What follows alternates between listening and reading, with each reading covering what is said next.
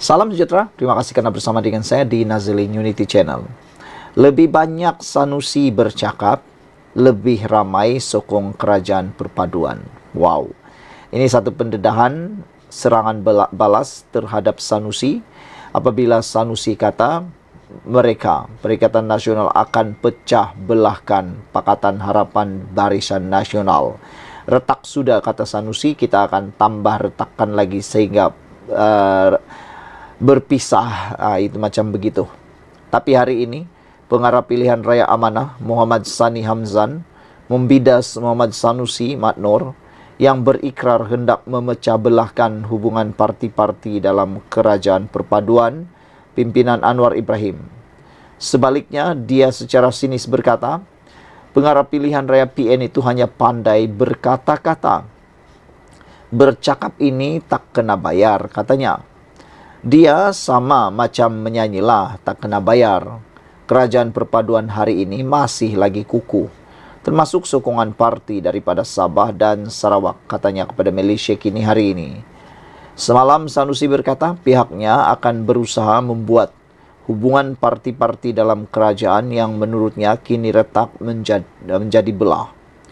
Sanusi berkata demikian ketika mengulas hasrat MCA dan MIC untuk memboikot PRK Kuala Kubu Baru yang jelas memberi kelebihan kepada Perikatan Nasional.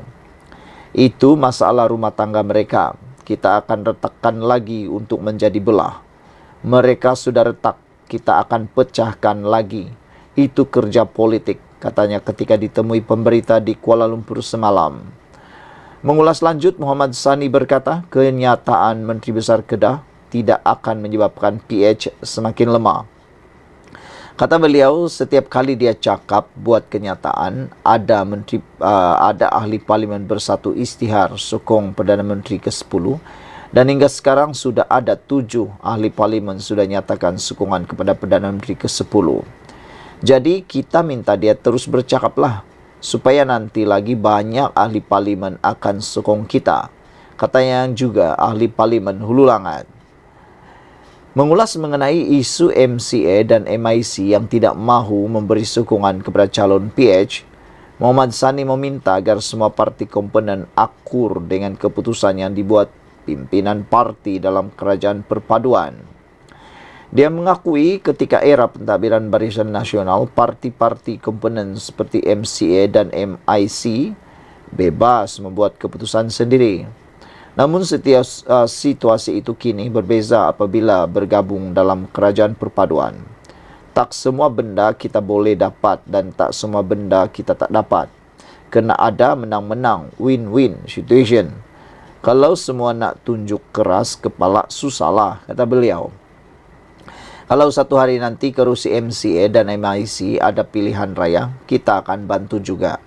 Inilah sikap kita dalam kerajaan perpaduan, katanya lagi. Muhammad Sani turut menyeru agar semua pihak dalam kerajaan perpaduan berganding bahu bagi memenangi PRK Kuala Kubu Baru nanti. Kita tengok statistik pada PRN lepas, PH menang tak berapa tinggi. Jadi dengan kesepakatan kita ini, PH akan dinilai pengundi melalui kenyataan dan perbuatan kita. Kalau pengundi kita tengok kerjasama kita, ia akan beri keyakinan untuk mereka tambahnya. Sementara itu, Muhammad Sani turut mengingatkan pemimpin dalam kerajaan perpaduan agar menghentikan segera perbuatan menembak kaki sendiri. Ini selepas beberapa pemimpin parti dalam kerajaan perpaduan tampil mengkritik pentadbiran Anwar secara terbuka. Dia menasihatkan setiap isu yang timbul harus dibincangkan melalui meja rundingan bukan dengan membuat kenyataan media atau menyuarakan kritikan melalui media sosial. Saya nak komen juga pandangan semua pemimpin politik dalam kerajaan perpaduan ini. Jangan suka tembak kaki sendiri, katanya. Saya tak mahu bagi contoh yang mana, tapi ada kenyataan yang boleh sebabkan kerukunan yang kita bina musnah dan pudar. Bukan bermaksud tak boleh kritik, cuma harus kena pada medannya. Dulu medannya di acara demonstrasi. Pentas-pentas ceramah, tapi bila sudah jadi kerajaan ada sedikit berbeza, katanya lagi. Beberapa komen daripada netizen kata, Amanah menang pun kerana pertolongan DAP, habis cakap banyak, parti Amanah tak akan kekal lama, tunggulah, kata Lime. Harimau 1 kata nampaknya ada masa Sanusi ini cakap betul. ARD 75 kata awak sebagai ahli parlimen pun janganlah terpekik terlelong dalam parlimen, dah macam sarkes kadang-kadang saya tengok katanya. Selalu sangat sebagai seorang ahli parlimen kena bersikap dan bertindak profesional dengan kata-kata dan perbuatan, tak perlu menjerit-jerit dalam berhujah katanya.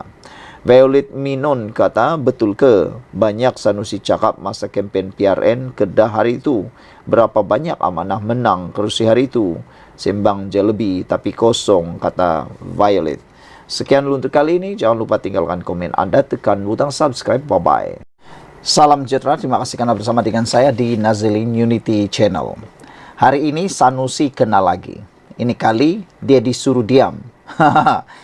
Diam sajalah Sanusi, kata Fahmi. Menteri Komunikasi Fahmi Fadzil menasihatkan Muhammad Sanusi Maknor supaya menumpukan perhatian terhadap tugas dan tanggungjawabnya sebagai Menteri Besar Kedah berbanding menyibuk tentang negeri lain. Fahmi yang juga jurucakap Kerajaan Perpaduan berkata, ini kerana pengarah pilihan raya Perikatan Nasional PN itu terlalu banyak bercakap daripada membuat kerja. Saya rasa daripada dia sibuk tentang negeri lain, sibukkan diri dia untuk menyiapkan pelbagai projek yang telah beliau umumkan di negeri Kedah. Sama ada projek litar atau apa saja, dia ini sembang banyak. Tapi projek yang siap tak banyak, kata Fahmi. Berbeza dengan Menteri Besar Selangor. Umum projek pembangunan dan kita dah lunaskan, tunaikan, siapkan. Jadi, Menteri Besar Kedah ini, dahlah dia ada kes hasutan melibatkan Tuanku Sultan Selangor. Jadi saya rasa diam sajalah Sanusi, kata Fahmi. Dalam sidang media selepas majlis menandatangani memorandum persefahaman antara Pertubuhan Keselamatan Sosial Porkeso dan Perbadanan Kemajuan Filem Nasional Malaysia FINAS di Kuala Lumpur hari ini. Sanusi semalam berkata tindakan MIC dan MCA untuk memboikot PRK Kuala Kubu Baharu memberi kelebihan kepada Perikatan Nasional. Pemimpin PAS itu juga berkata pihaknya mahu meretakkan lagi hubungan kerajaan PHBN yang menurutnya kini telah pun sedia retak. Kita akan retakkan lagi untuk menjadi belah.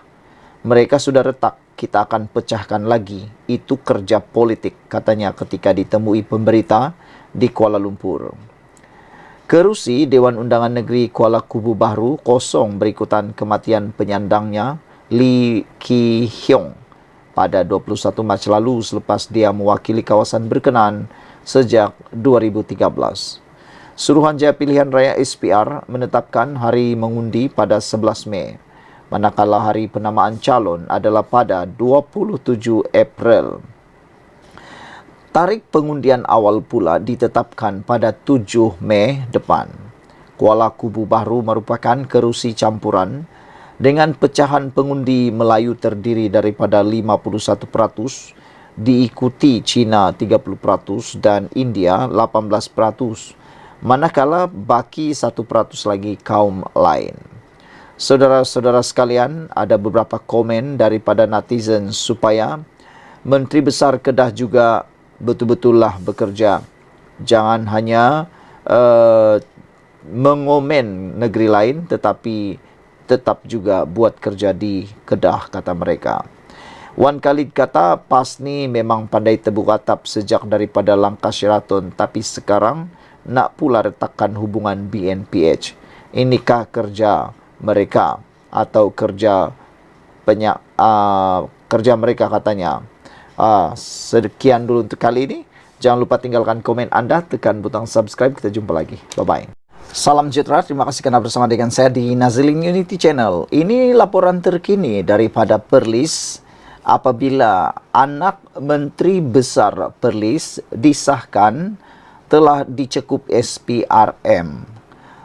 Yang menjadi tanda tanya daripada netizen ialah apabila mereka mahu mencari gali apa sebab anak Menteri Besar Perlis ini dan beberapa orang yang lain termasuk seorang pegawai kanan menurut laporan telah ditahan SPRM. Apa sebab mereka ditahan apa kes dan apa jenayah yang didakwa dilakukan oleh mereka.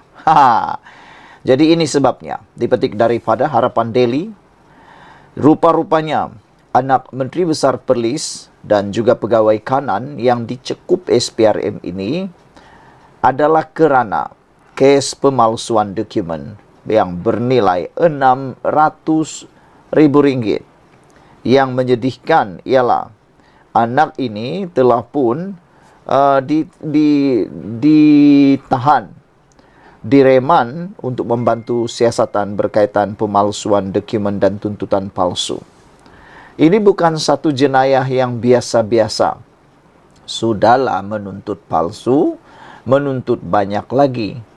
Jadi ini sebabnya anak itu ditahan. Anak kepada Menteri Besar Perlis dan orang kuat Menteri Besar dilapor direman oleh SPRM, Suruhanjaya Pencegahan Rasuah SPRM, bagi membantu siasatan pemalsuan dokumen tuntutan palsu berjumlah RM600,000. Nasib baiklah bukan sejuta, baru RM600,000. Tapi bagi kita yang biasa-biasa, orang-orang biasa nih, RM600,000 itu adalah satu jumlah yang sangat banyak, sangat besar. Silap-silap hari bulan sampai mati pun kita tidak akan dapat jumlah yang besar sebegitu dalam sekali dapat. Menurut berita harian yang memetik sumber, pegawai kanan Menteri Besar Perlis adalah antara 6 yang ditahan. Perintah reman dikeluarkan oleh Magistrate Ana Rozana Muhammad Noor selepas tertuduh dibawa ke mahkamah jam 8.45 pagi tadi. Suspek yang ditahan berusia antara 27 hingga 37 tahun dan dikehendaki membantu siasatan berkaitan pelaksanaan projek pembangunan prasarana seperti membaik pulih, menyelenggara, perbekalan dan perkhidmatan di seluruh Perlis sejak tahun 2022. Wow. Siasatan dipercaya juga menjurus kepada tuntutan palsu terhadap kerja yang tidak dilaksanakan. Ini yang paling menyedihkan kita. Apabila tuntutan palsu terhadap kerja yang tidak dilaksanakan. Bukanlah kita kata yang lain itu boleh dilakukan, tetapi sekurang-kurangnya kalau ada kerja dilakukan, tuntut lebih sedikit, itu bolehlah terima sikit-sikit kan. Tapi yang ini tidak buat tiada dilaksanakan, tapi menuntut palsu, ini sesuatu perkara yang memang mendukacitakan. Suspek yang ditahan itu dipercayai berperanan sebagai pemilik syarikat, kontraktor dan penjawat awam di Pejabat Pentadbiran Setiausaha, Kerajaan Negeri dan Pejabat Menteri Besar Perlis, kata seperti dilapor. Beliau berkata suspek ditahan antara jam 7 hingga 8 pagi semalam. Perlis dan siasatan dilakukan mengikut Seksyen 18 Akta SPRM. Sementara itu, pegawai kanan bahagian operasi khas SPRM Putrajaya Datuk Azmi Kamarul Zaman ketika dihubungi mengesahkan penahanan berkenan. Sekian dulu untuk kali ini, ikuti terus ulasan selepas ini. Selamat petang, salam sejahtera, terima kasih karena bersama dengan saya di Nazilin Unity Channel. Ini satu berita yang paling menggemparkan seluruh Malaysia. Apabila SPRM mencekup atau menangkap anak Menteri Besar Perlis. Wow, ini paling luar biasa. Saudara-saudara sekalian, dikabarkan melalui Malaysia Kini, Suruhanjaya Pencegahan Rasuah Malaysia SPRM menahan anak Menteri Besar Perlis iaitu Muhammad Shukri Ramli bagi membantu siasatan kes tuntutan palsu berjumlah RM600,000. Kalau ini benar-benar berlaku, dakwaan ini benar-benar berlaku, memang ini satu perkara yang amat memalukan. Bayangkan anak Menteri Besar, kalau benar dia lakukan, ini satu perbuatan yang memang amat memalukan. Yang dituntut pula palsu, jumlahnya pula bukan calang-calang, bukan sedikit. Ianya cukup banyak, RM600,000. Kalau ini tuntutan benar, itu dianggap satu rezeki bagi mereka. Tetapi oleh kerana ini didakwa sebagai tuntutan palsu, ini bukan dianggap sebagai satu rezeki, tetapi ini satu perbuatan yang boleh dikutuk. Anak pemimpin PAS itu ditahan bersama 6 orang lagi, termasuk pegawai kanan pejabat Menteri Besar Perlis, lapor Berita Harian yang memetik sumber. Perintah reman dikeluarkan oleh Magistrat Ana Rozana Muhammad Noor di Kangar pagi tadi, kira-kira 24 jam selepas ditahan.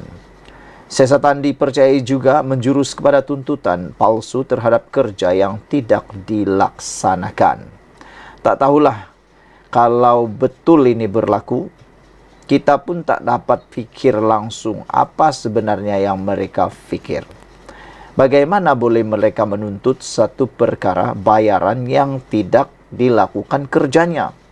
Kalau kerjanya dilakukan dan menuntut bayaran, itu lain cerita. Ini menurut siasatan ini menjurus kepada tuntutan palsu yang mana kerja tidak dilaksanakan. Menyedihkan. Suspek yang ditahan itu dipercayai berperanan sebagai pemilik syarikat, kontraktor dan penjawat awam di Pejabat Pentadbiran Setiausaha, Kerajaan Negeri dan Pejabat Menteri Besar Perlis, katanya. Sumber juga berkata suspek berusia antara 27 hingga 37 tahun dikehendaki membantu siasatan berkaitan pelaksanaan projek pembangunan kemudahan asas.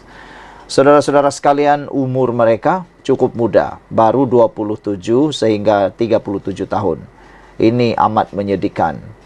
Generasi muda yang sepatutnya menjadi generasi akan datang memimpin negara ini telah dicukup awal-awal. Ini memang mengecewakan. Ia melibatkan kerja-kerja baik pulih, penyelenggaraan serta perbekalan dan perkhidmatan di seluruh Perlis sejak tahun 2022.